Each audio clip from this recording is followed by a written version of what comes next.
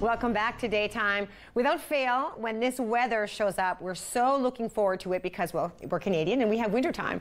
And this is when we want to take out our bikes and our golf clubs and our tennis rackets and our running shoes. You name it, we want to be outdoors as much as possible, but that may sometime involve injury. We're going to talk today about preventing some of those injuries. We have with us Dr. Sasha Hamid, a chiropractor with the Ontario Chiropractic Association. You also work here in Ottawa. Welcome to Daytime. Thank you, Catherine. And it's true, isn't it? We sort of sometimes, you know, now there are people who work out all year long, that's one thing, but sometimes we go sort of like from that winter couch thing, and then we get so excited we just go out and just do it. Absolutely. And that can sometimes lead to injury, right? Yeah, this year in Ottawa has been a very rainy season, and I have to say, you know, it's being Tuesday in the practice, just yesterday and today, I'm seeing a lot of resulting weekend warrior injuries, if you will. People spend all day sitting, we're stiff, we're in prolonged postures of just sitting, staring at a screen, and then when that nice weather, what is this, day 4 of no rain hits, people are going out and they're resuming or they're assuming their physical activity, you know, all full tilt without taking into consideration some of the prevention we could do to avoid weekend warrior injuries. Yeah, I think what we do, certainly I've been guilty of that. When I go out for my very first bike ride, you know, if I'm lucky it's April, depending on the weather, my mind is still on what I was doing in August. Yeah. But it's been September, October, November, Absolutely. right? So we just kind of go, and next thing you know, it's been 40 kilometers and your butt's on fire, your knees are screaming at you, because there's been that period of time. So we need to sort of be smart about how we start something and build, correct? Yeah, and I think it's good habits over time. So one of the big things we try to tell patients and just the public in general with prevention, it's warming up. So treating all of your physical activity, whether it's gardening, golfing, swimming, biking, as a way that you want to get your body conditioned for the activity that's going to be coming up soon. Okay. Yeah, and there's simple, straightforward steps that we would use for any activity, whether it be golf or cycling.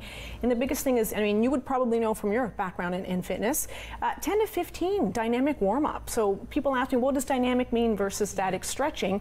And dynamic means trying to get the body ready in anticipation of what you're going to do.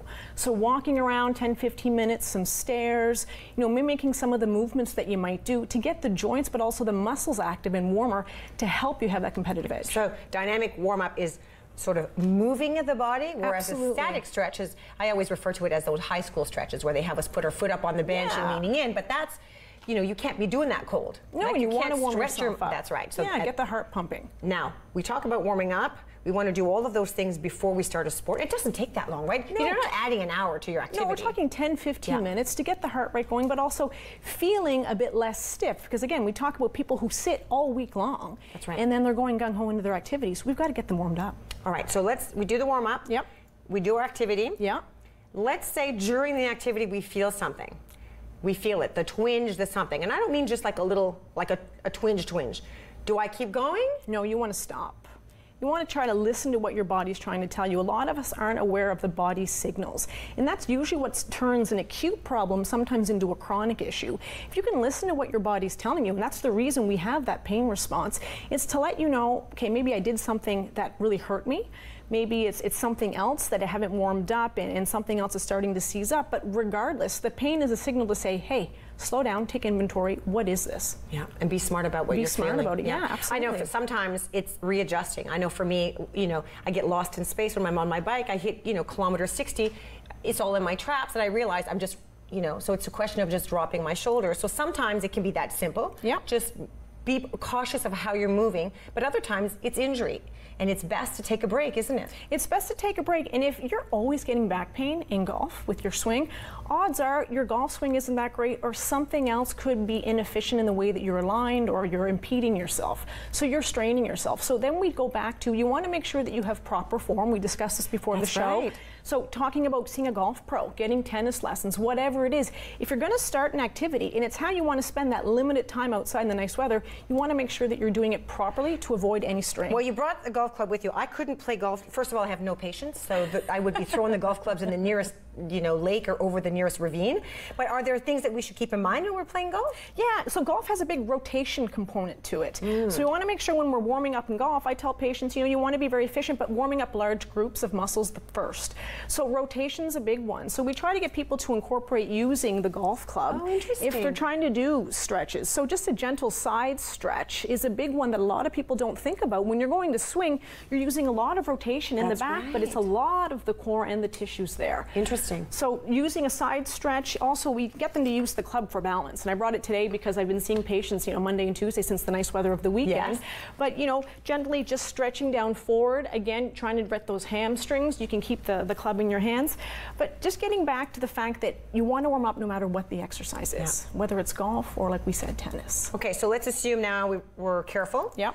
Now we've got that twinge or two. We're sort of trying to adjust. It's not going well. Get some help. Get some help, absolutely. Don't wait too long. No, if pain lasts for more than 2 to 3 days, we say, definitely seek a health professional. Whether it's your chiropractor or someone else in your healthcare team, they can properly assess what the problem is, but also help fix it, but then more importantly, engage you and give you education and tools to help prevent it again. Yeah, I think a lot of times, in my opinion, pushing through means that you may be off for 3 months. Absolutely. Instead of stopping for 3 days. Take 3 days. I know it hurts because it's 3 sunny days, let's say, but it's 3 days of recovery and of doing what's prescribed versus pushing through and ignoring it, and the next thing you know, it turns into something bigger, because it can. Something small can turn into something really big. The body compensates when there's a problem. It's a genius machine.